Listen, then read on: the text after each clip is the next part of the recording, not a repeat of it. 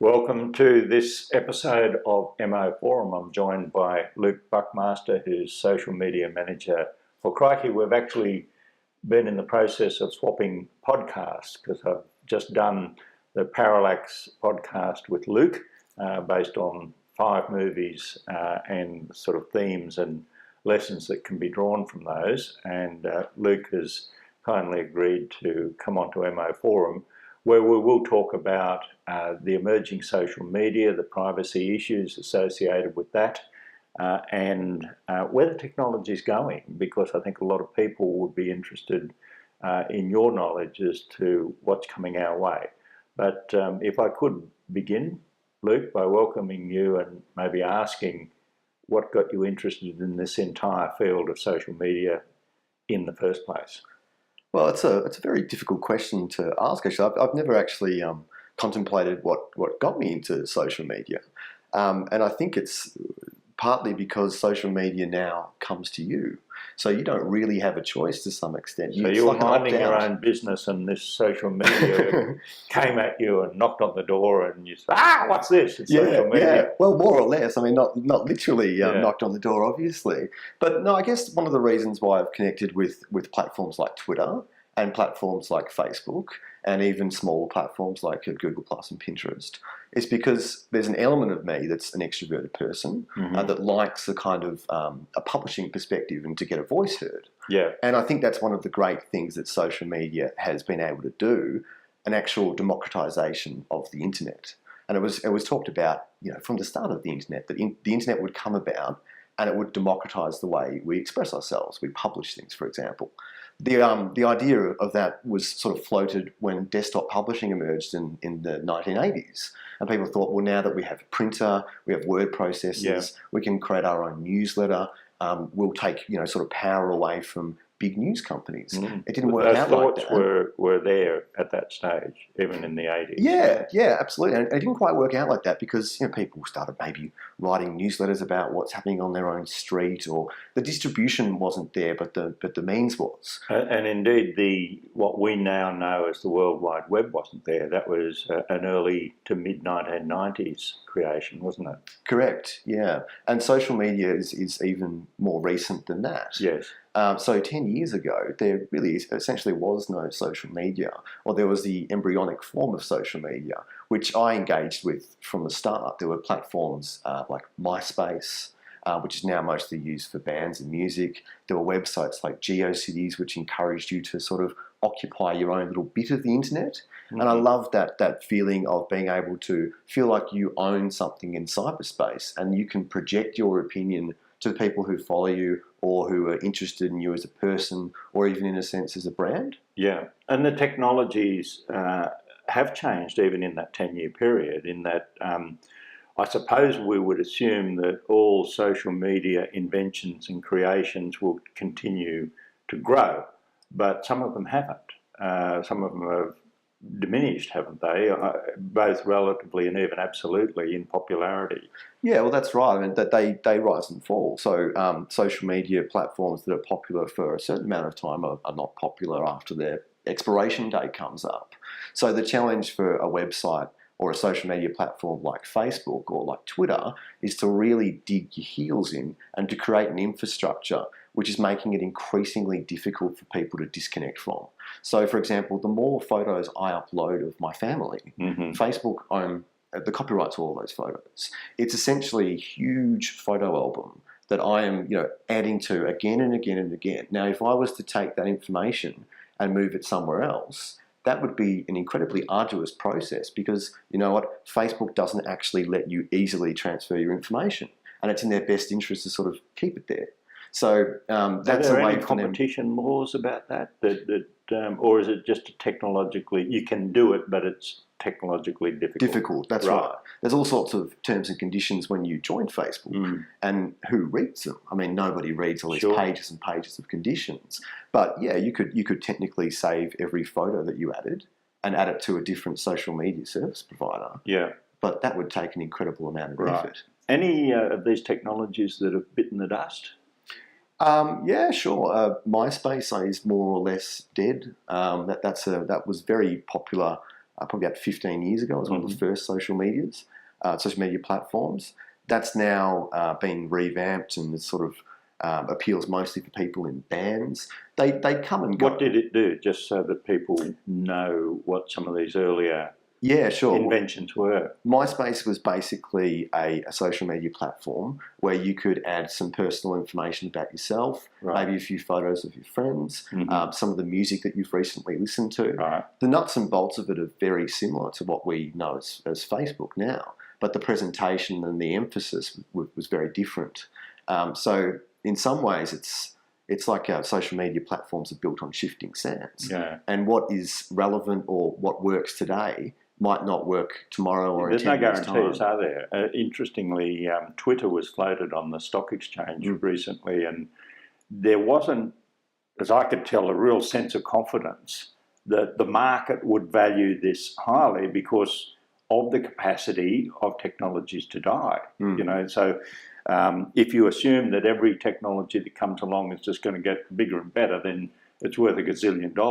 But if it maybe is destined to suffer the fate of MySpace, then it's not going to be valued very highly. But interestingly, Twitter did really, really well. Yeah, and one of the reasons that they were a little bit spooked with Twitter is because Facebook, when that floated, that was a big disappointment in Silicon Valley. They were expecting it to be make much more of an impact than it actually did. And when was that? Years ago?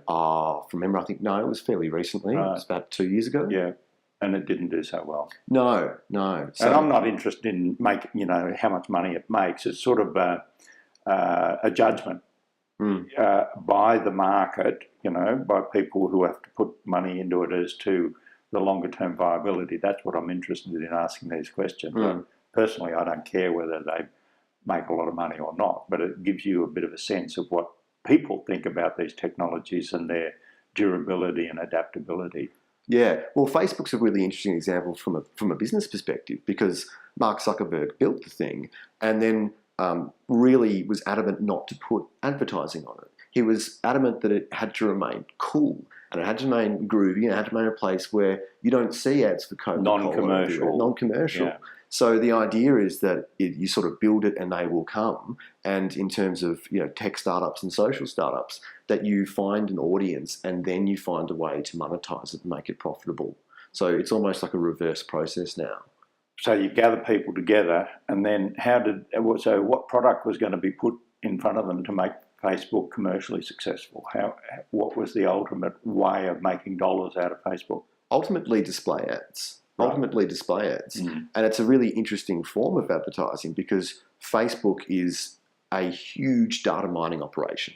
Right. It knows where you were yesterday, especially if you've got certain settings switched on or not switched off on your mobile. It knows what food you like. It knows what friends you engage with the most. So it's able to serve you ads that are more relevant than perhaps any kind of advertising. By saying Zuckerberg said he wanted to be cool and free of all this? Yeah, but then eventually it's the point where it's like, well, this website is incredibly popular. Right. And it's very expensive to run. It's got millions of users. Yeah. Tens of millions of users. And then it went commercial. And then so it needs to lose kind of some of its cool factor. Yeah, I see. Which is necessary in terms of sustaining the business growth because what is cool or, the flavour of the month or the Johnny-come-lately of the online world at the time, eventually if it sustains popularity, loses some of that edge. Yeah. And that's when you go for a wide audience, you homogenise a little bit and you try and collect money off, in this case, display advertising. Now, we'll come to the data mining in a moment, but can you share with our viewers the emerging technologies? What's coming at us? Because we now know a few of them. I mean, Twitter I've become quite conversant with, but other forms not so much. But what's coming? There's this Google Glass. Yeah. We could start with that. Yeah, sure. So in the next year or so, that's when Google Glass is going to take off or to begin to take off. And basically, it's a form of eyewear. It's not a particularly aesthetically pleasing form of eyewear or headwear. Yeah. Because basically the function of it is to bring the internet to your eyeballs. So you can essentially look out of your own eyes and see maybe an icon that's arrived for an email You can record videos just by moving your head and capturing what's in front of you. What do you can press? check a map. Where do you press if you want to record a video? I'm not sure. I think it's, partly they're voice activated, but that's also a little bit problematic in case you're talking about something that isn't necessarily related and you start accidentally filming somebody. There's also actual, literal, buttons, physical buttons. What are the watches that you have on? Are they related to this? So they're smart watches. As in Get Smart? As in Get Smart. No, that's in your shoe. Yeah, that's in your shoe. Yeah, So you're walking down the street, you want to do a film, you take your shoe off, you use the phone, you ring up headquarters and say, turn the film on. Get chaos. Yeah. And then you speak to the other character that always hid in rubbish bins and whatnot. I can't remember his name. Jaime and Agent 13. I think Agent 13. Agent 13. Agent 13 copped it. No, the smart watches are basically a way of bringing the internet to your wrist. We're at a point now where the internet is getting more and more mobile. The future is mobile. Mm-hmm. It's in your pocket. It's through your eyes. It's on your wrist. So a smart watch will allow you to check your email. Check your emails. That'd be to get your notifications. Prime candidate, wouldn't it? So you'd get text messages, emails, and images, I suppose. Probably be able to get a cricket update easily, that sort of thing. I think the cricket updates will come to you, Craig. Right. If you're not getting them through wicket! You're delivering a speech 3/4 of the way through the speech. So you're going to have to... Anderson's out! You want to switch your notifications off. Yeah, that's right. Switch your notifications off, otherwise you're going to get cricket updates while you're giving a keynote or something. Yeah, that's right. Yeah. Any other technology? So we've got the watch and the goggles, the Google goggles. Google Glass, yeah. Oh, well, there's always new technologies that will come and go. I mean, there's just a matter of time until a social network is built into some sort of necklace or earring or something, name your body part. I'm sure technology will end up infiltrating. It occurred to me that Google Glass is an augmentation of your body, but there are two other technologies that are part of people's bodies. One is the cochlear ear implant, which is a mechanical device that does improve the hearing of people who are very badly hearing impaired. And the other is the bionic eye. Now, the bionic eye is a reality. It is the capacity to give people sight who have lost their sight.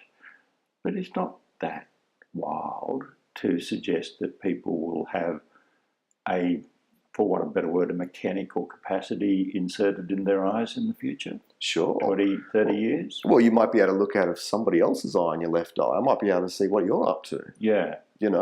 That's not too far away. What about, getting out there, the idea of your mobile phone technology being implanted under your skin? I mean, do you need to have these things in your top pocket? I mean, all I'm saying is that I can see the incorporation of some of these technologies into the human body in the future. Oh, yeah, absolutely. We do it with heart pacemakers. They're not actually... They're a bit of machinery that's in your body. It's not replacing something that's died, but it actually, does a job. Artificial hearts, no reason why not. Why not? Yeah. Increasingly, you could envisage a future where mechanical components are inserted into human beings on a pretty significant scale. Oh, sure. We'll put it this way. Every time we get something on our credit card at the supermarket, okay, we swipe or we sign. Yeah. Surely it's just a matter of time until the barcode is in our wrist and we just move our hand across. Well, that's right. That's not too far-fetched. Has it been contemplated? I don't know. Would you like to set up a little business with me? Wow. So fancy you asking. Yes, that would be quite fantastic. It's not an original idea. I mean, people who have talked about having kind of barcodes emblazoned in their skin and becoming part of their flesh sometimes point to the Bible and the book of Revelations. It says every man will, wear a number or have a number. Yeah. So maybe that's 666. Well, no, that's one specific man, isn't it? One specific person. But maybe the Bible tangent about barcodes was talking about going to Coles or Safeway and getting a red spot special. Well, there's another coming the other direction. We already know through your retina, if you come in from overseas now, you just put your passport into a machine, that's all digitised, including your photo, and then you go through and look into the camera and it recognises your eye, and your identity is then captured. Right? It already has been, but that information is stored, is available, for future use. So that's one technology of personal identification. And the other is facial recognition technology, where even when you talk about putting your photos onto your computer, onto Facebook or whatever, or into your albums, when I'm doing it, they say, is this Craig Emerson or is this Tom Emerson, your son? And there's enough facial recognition technology for it's getting very interesting, all these different technologies. Yeah. And if you couple that with a company that's trying to advertise a certain product to a certain demographic, I could walk into a shopping centre and the facial recognition could pick up who I am, maybe ballpark my age, maybe they already know my age, maybe they already know what I ate for dinner last night, and then serve me an ad about something that I'm interested, maybe a social media product, maybe a new film. We're starting to see this happening now in so many different ways, not just in facial recognition. When you gave me your address to come to visit you, all I needed to do in Google Maps was punch in your street number, just your number, and they already knew where I was going. Really? They already knew, because they linked your email or that's something amazing, else isn't it? to So that this is the technology. data mining that you're talking about, and this is incredibly valuable, isn't it? Because the old classified ads, to go back to pretty old technology, in the Sydney Morning Herald print version, which is only, 8 years ago, the age in the Sydney Morning Herald were this big. When they landed on the lawn on Saturday, it was a thud, because they had all of the car sales and the house sales and all that sort of stuff in the classified ads. But it's completely non-targeted, other than the only target is people who read newspapers. But things have changed so dramatically, they've collapsed, those print media classified ads, but it's not that they're doing the equivalent on digital social media now. It's much more precise because they know much more about you. Yeah, well, the rivers of gold that newspapers in particularly received from the classified ads were completely run dry by the internet. Yeah. And some people will look at it and go, well, why do I see an ad on my Facebook page? Why do I see an ad for a TV show or a pair of socks? Whereas I tend to view it as, well, yes, it's annoying to see ads every time. No one likes to be, to see advertisements every time, everywhere they go. But this is the most tailored commercials have ever been. So if Facebook or your social network knows that, okay, well, I like the television program Breaking Bad, maybe I might be interested in a T-shirt. Maybe I might be interested in the DVD box set. I actually find that's a two-way relationship. I go, well, actually, that's the most relevant form of advertising. So if you're going to have to endure an ad, you prefer that it be one that there might be some chance that is relevant to you. Yeah, I mean, I don't want to, at this stage in my life, learn about the Greendale Retirement Centre.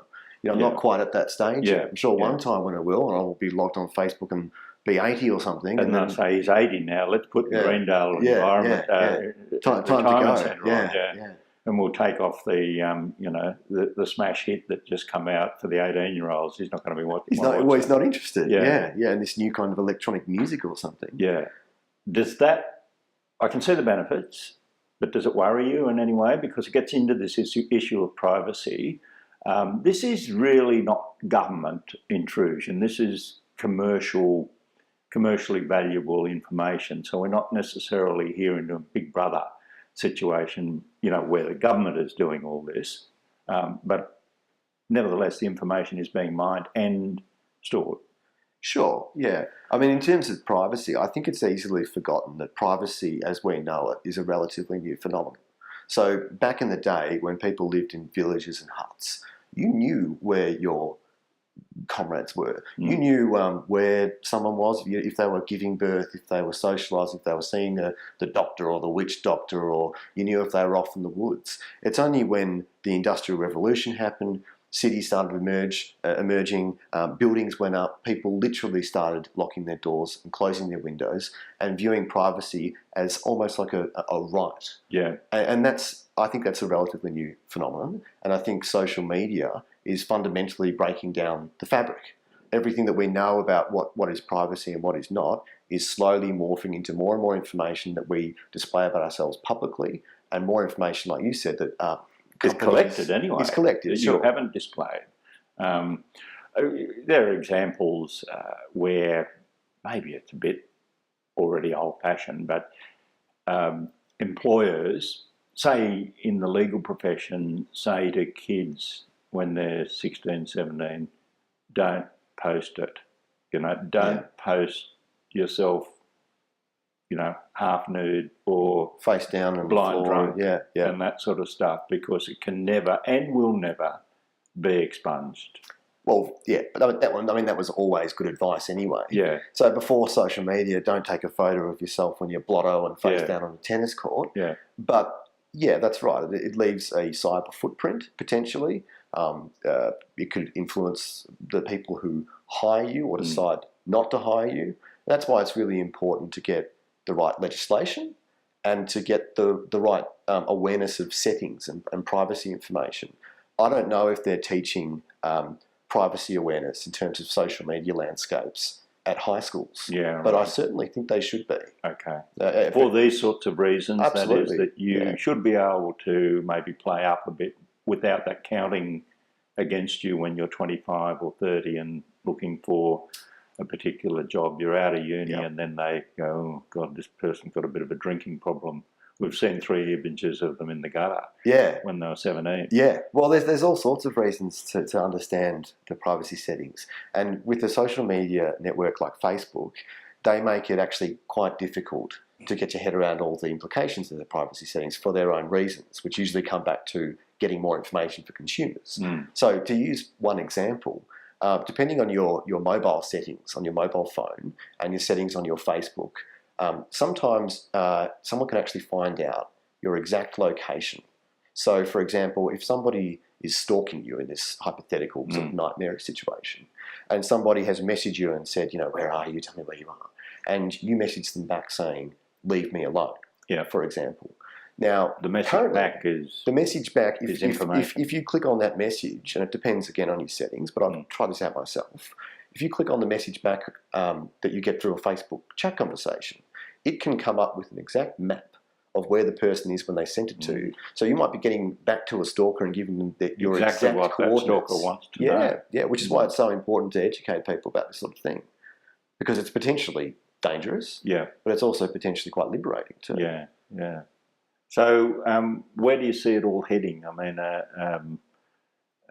we know that this is a big challenge for what we call on Twitter the mainstream media. Is it when you talked about how you got into this, sort of terms like democratisation come to mind, atomisation comes to my mind. That is, there isn't a media mogul who can control all this anymore. It's just everyone and no one, and you get the information that you get from everywhere and nowhere. I mean, I asked my boys and daughter, where do you get information? They say, well, just everywhere. And I said, well, where in particular? Well, friends mention stuff to me. Is this a good thing? Is this breaking down the capacity of powerful people in our society telling people what to think? I think broadly it's a good thing. I mean, like most things, it's got its problems and it's good and bad. But yeah, so we live in a sort of culture now, especially with online news, where the news will tend to come to you. So you do less and less effort. You used to be able to, go to the milk bar, go to the newsagents, buy your newspaper, read it. You had to proactively get it. Yeah. It doesn't happen anymore. No. Facebook in particular is the equivalent of a hyper-local newspaper. So it's telling me what my friends like, where they go out to dinner, places that I've been before. It's giving me information that is very, very relevant and targeted, tailored to you. So that's one area where we're headed. In terms of this kind of brave new world of technological things that we don't really have a handle on. Google Glass is going to present some very interesting situations because basically you can record, anything that you see out of your eyeballs. So you can go to a play or a cinema, and you could actually record things right in front of you. Now, how does that work with Copyright? Yeah. How does that work with privacy? Yeah. So we're at a situation now when Google Glass have started to sort of roll out across America. And you've had a series of incidents in the last few weeks and last couple of months in which people have been kicked out of restaurants because the owners or managers aren't happy with the fact that they're filming or able to film or capable of filming their clientele. Yeah. So it's really going to throw a spanner in the works in terms of new legislation that needs to come out around it. That's important, isn't it? Because, when people will go back to the idea that you're in a bar and you probably had you should have stopped drinking a little bit earlier. I understand that if you said something or got into an argument with someone, it would be easy for people to get a mobile phone out and, film it. But you would see that, and you go, oh, I better pull my head in here because I'm being filmed, and that can easily be, disseminated within seconds to any media outlet, to 100,000 Twitter followers or whatever. But with Google Glass, it's more subtle, isn't it? You won't even know if somebody's filming you, which is frightening, really, in a way, but also potentially, it's quite exciting. You could get great coverage of things like you've never had before. Maybe someone flying to a volcano or, saving lives. Yeah. On the other hand, you could get any sort of number of really weird and odd situations of which we've never seen the likes of before. If there, for example, is some horrible shooting or some high school shooting in America, someone could be broadcasting all that live, and you could see it through their own eyes. So that it's not... It could go viral before you have the chance to shut it down. Not necessarily someone who is in the crowd, but the perpetrator of the crime. It could be both or either. And is there any... sorry to keep going back to old technology, but not the shoe phone again. No, not the shoe phone. No, that's very modern. Yeah. Oh, yes, the shoe phone. Yeah. No, but let's say you were doing a radio interview and you dropped the F-bomb or something like that. They have a 6-second the delay, right? And they go beep, and then no one actually hears it unless the radio wants them to. Yeah. But in this case, let's say we've got a gunman, and the gunman is, on the loose, on the rampage at a university or a school. What's to stop that being broadcast in real time as it's happening? Nothing. There's no 6-second delay. No. No equivalent of it. There's no delays in the internet. When horror goes viral, you're going to touch wood, or there's no wood, but proverbially you touch wood and hope something like that never happens. But it is going to empower, like some people who do this for the big statement, which could be, I've been bullied at school and I want to show everyone my revenge. It doesn't need to be a big political statement of a terrorist. No, it could be that's what a lot of school shootings are about. Is people have been bullied and treated. They think they've been treated. And broadcasting attention to it. So if they're doing it, trying to broadcast the attention, on a local level, if they've got this capacity, they're doing it globally. Sure, but that's the same could be said of a pen and paper. People can write about things. But that's going back even further. In terms of technology. Now we're talking about my technology. Yeah. Or the fax, or a Word document, or or a video camera. People are able to film things when they never were before. Yeah, it's just the way technology naturally unfolds. And I'm not arguing against it, but I'm just saying if you're motivated to try to communicate to the world an injustice, so you might be a terrorist where you consider you're on the side of the good guys. Or you could be a school kid who's been bullied. There would be an incentive for you to get that message out to many people and rather than fewer. And if you've got Google Glass, well, that's the ideal technology, isn't it? Sure, yeah. I think that's almost like a human instinct, though. If you feel like you're oppressed, you want to tell people. Yeah, that's right. Share the information. Yeah. So it's nothing is really new. And it's not going to make it happen. It's not going to make it happen. They're not going to say, oh, actually, I wasn't going to do this, but gee, that Google Glass, that's tipped me over the edge. I'm going to do it. Yeah. Well, they do look a bit daggy, so maybe it's the awkward fashion of it that might tip somebody over the edge. Say, oh, yeah. Look, I just wanted to cover a couple of other things. What about this concept of the world brain, the global brain? I did a little bit of reading on this.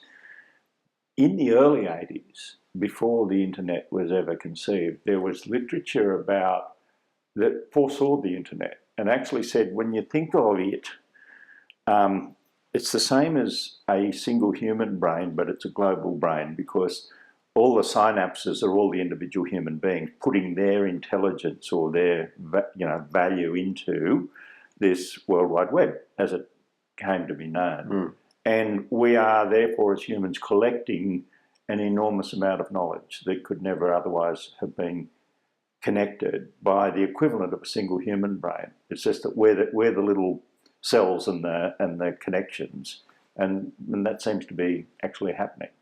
So feeding the machine information. Yeah. I mean, the human brain analogy, that tends to imply that there's a collective intelligence that's grown over time. Yeah. I'm not sure that's necessarily the case with social media. I mean, collective intelligence, yes, in the sense that it becomes more and more intelligent about what it knows you like or do or activities, whether it evolves us in terms of the deep sort of dark or happy recesses of the human mind. Yeah, I don't think so. But what it kind of does, I think, is it stores so much information that none of us even in a village or a city could do. You know, if you think, for example, the physical dimensions of a library or whatever, there's enormous amounts of information. I'm talking about positive information, valuable information being stored here. I just think the analogy with, this super brain that connects everyone, the ultimate connection of all the human beings is a pretty fascinating one. Oh, absolutely. And it's like you have to use language like that in order to kind of explain it or to draw it up in terms that you can actually understand. Things like information superhighway or the human brain, because it's actually vast and incomprehensible. Our minds can't store anywhere near that information. No, it's collected by the internet every second. Yeah. So it's incredible in that regard. Yeah. 5-10 years down the track, can you imagine? I mean, often these questions are, well, what can you imagine the world in 50 years' time? But things are moving so quickly now. Very fast, yeah. I think it's a sort of fairer to ask people, can you imagine the world in 5 or 10 years' time? In terms of social media? Yeah. And the technology, it's tough. It's really tough. I mean, if we're almost at a point where you can look out your eyeballs and see through somebody else's eyes, how much further do you go down there? I mean, I don't know. Maybe some kind of virtual reality social media where you can kind of walk through the corridors of your own portfolios and profiles and suss out friends. Maybe you can, I'm just thinking out loud here, maybe you can stand on a treadmill and walk around in a physical environment that's in your head. Yeah. That would be unbelievable, but also quite believable. Well, I'm sure people are working on these. Probably, in Silicon Valley and beyond. If there's one thing that you could change in the world, the all-powerful social media manager or beyond. That's on my card, actually. Is it? All-powerful social media manager, Esquire. Yeah. What would it be? I guess, I'll get more Twitter followers. That would be my number one. I've done my bit. I'm following you. No, yeah, thank you for that, Craig. Yeah, I'm following you too.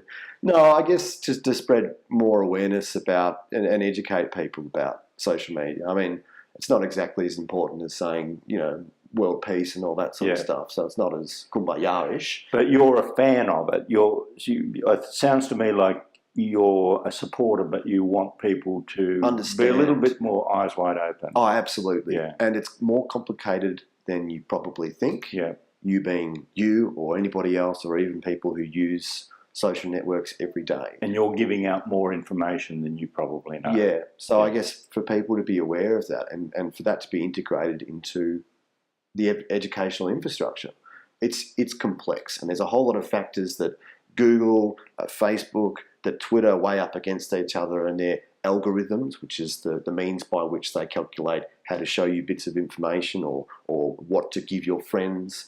It's very complicated stuff, and I would hope that that is becoming part of some sort of curriculum where so people can actually grow up. Because we have a generation of people now who've only known social media and Facebook. Yeah, who've never really read newspapers, no, for example. It's always come to them.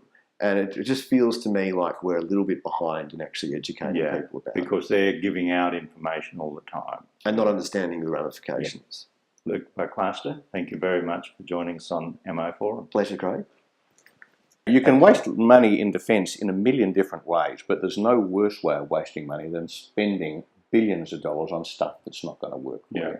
And that is what we're doing at the moment.